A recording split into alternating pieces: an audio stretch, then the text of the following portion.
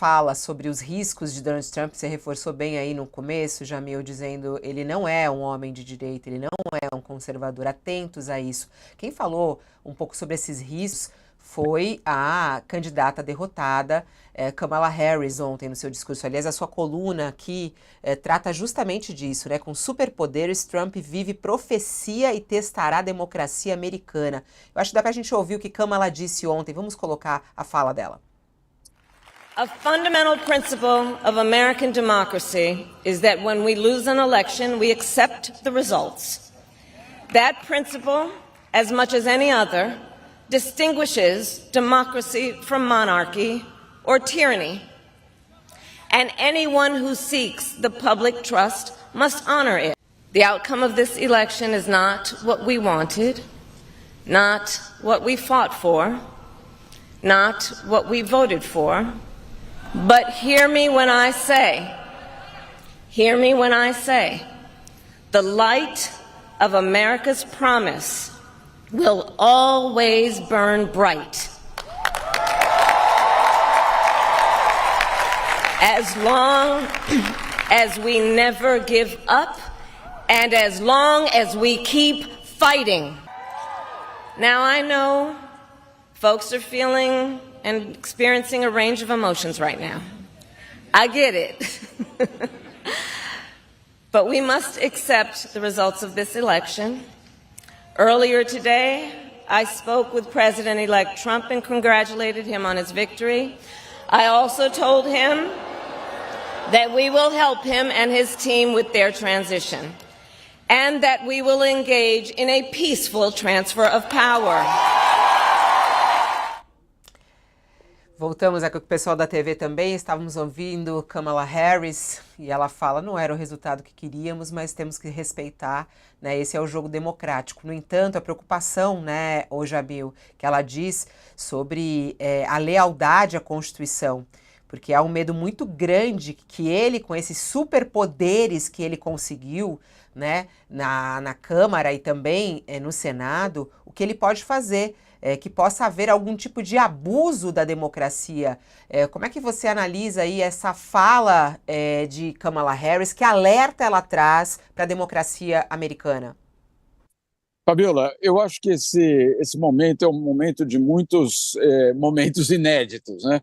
Então, no dia da eleição, quem imaginaria que os procuradores americanos se uniriam para emitir um comunicado pedindo que houvesse uma transição pacífica de poder, isso nos Estados Unidos, aquela frase que a gente sempre ouviu os americanos falarem para os países da América Central, ali não sei da onde, etc., aqueles que não têm uma democracia muito estabelecida. Estamos falando aqui dos americanos. E ontem, esse discurso da Kamala foi muito simbólico quando ela fala sobre a lealdade à Constituição, porque ela fez toda essa fala que vocês colocaram aí, justamente sobre reconhecer a derrota, que um governo precisa, obviamente, fazer a transição pacífica de poder. Ela está falando do Joe Biden e o próprio governo dela, ela é a vice-presidente, mas aí ela fala uma frase central, né, nesse debate inteiro. Ela manda um recado a todos, que a lealdade precisa ser à Constituição americana, não a um presidente. Ou seja, o que ela está colocando ali de uma forma muito, muito clara é um alerta sobre os próximos 4 anos, que justamente a luta vai ser para respeitar a Constituição americana. Por que isso? Porque em todos os momentos da campanha eleitoral, Trump deu indicações muito claras de que ele pode, talvez, ignorar algumas das leis americanas, mesmo que seja por um dia, como ele chegou a dizer numa entrevista, pergunta mais, e a questão de ser ditador, ele falou, talvez um dia só, para, obviamente, adotar a lei que ele precisasse adotar. Mas o que ele falou na campanha? Ele falou sobre o inimigo de dentro, né? O inimigo de dentro, quem são? Os americanos dissidentes dele, qualquer um que não concorde com a visão dele. Falou em retirar a licença de emissão de algumas televisões, falou sobre a possibilidade de, inclusive, colocar na prisão os seus inimigos políticos, ou seja, deu claríssimas indicações. E um dos pontos centrais, quando ele fala que ele talvez possa usar as Forças Armadas para interromper protestos ilegítimos nos Estados Unidos. também algo absolutamente inédito, pelo menos nas últimas décadas aqui. Enfim, várias indicações de um tom autoritário, de um tom longe do que diz a democracia e a Constituição americana. E por isso, a ex-candidata do Partido Democrata usando seu discurso para fazer esse alerta.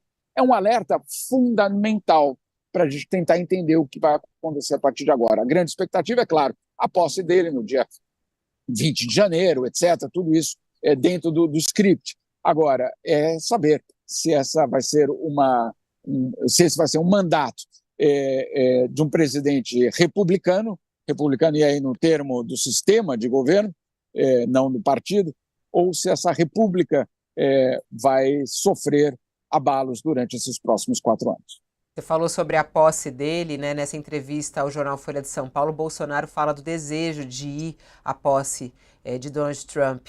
No entanto, ele está sem passaporte, tá? Lá com o Alexandre de Moraes, o passaporte dele, ele vai pedir o passaporte. Mas aí depois ele até coloca em dúvida, né? Dúvida não, mas ele fica na expectativa. Mas se eu for convidado... eu não sei, claro, ainda não deve ter nenhuma informação sobre isso, Jamil, mas é sempre muito protocolar convidar o atual presidente, né? Eu acho que faz parte. Eu não sei, Lula será que iria na posse de Donald Trump? Normalmente é convidado. Aí a gente lembra daquele mal-estar que aconteceu na posse de Javier Milei na Argentina, né? Lula não foi, quem foi Bolsonaro, inclusive, né? Como é que deve ser essa posse de Donald Trump? E será que Lula será convidado? Será que Lula iria para a posse de Trump e Bolsonaro iria também? São todas questões muito legítimas, Fabiola. Agora, o protocolo é que não existe no trumpismo, né?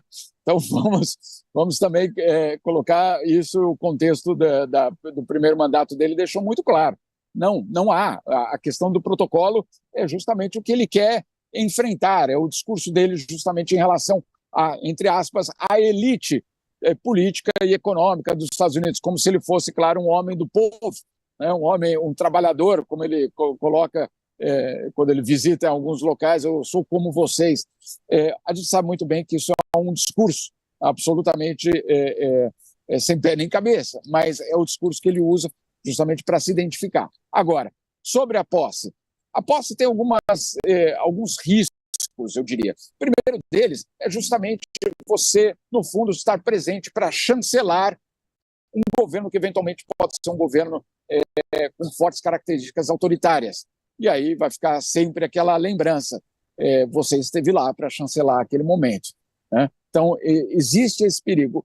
Existe um outro perigo do outro lado, que é dizer, não, eu não participo, o governo brasileiro não participa, mas aí você abre o espaço, e na política não tem vácuo, você abre um espaço para que, claro, a extrema-direita brasileira ocupe esse espaço e se apresente como os legítimos, aí, obviamente, entre aspas, o legítimo representante do povo brasileiro.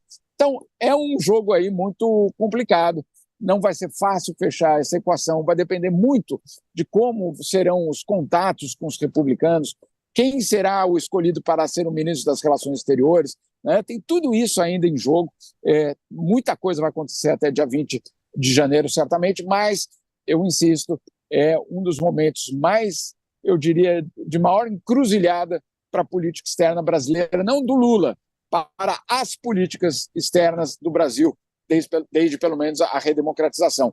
É um momento bastante, eu diria, fundamental para a gente entender como vai ser o próximo ano e os próximos anos. Lembrando que, né, Fabiola, o ano que vem, essa é uma coincidência do destino, mas é o que é. O ano que vem o Brasil vai liderar ou tem a presidência dos BRICS, né, de um bloco que nos últimos anos se dedicou a fazer eventos e reuniões nas quais os seus membros falam abertamente de um anti-americanismo, né? Esse ano era da Rússia a presidência. O Brasil tem a tarefa extremamente difícil de ser agora o presidente do BRICS e, ao mesmo tempo, tentar construir pontes com um governo de extrema-direita que vê justamente esses emergentes como as grandes ameaças à sua hegemonia mundial. E no Boa discurso sorte para nós. E até no texto do Lula, ele já, tipo, fica a dica, hashtag fica a dica, diálogo, né? Ele falou. Vamos que vamos. Porque não tem outra opção, né? Não tem outra opção, vai ter que dialogar. Nesse momento não tem. É o cardápio, não tem como escolher outro. É isso. O problema, e só para completar, o problema é que Trump não tem nenhum pudor em usar esse diálogo para depois manipular o que for necessário para ser manipulado para os seus próprios interesses. Jabi, um beijo para você.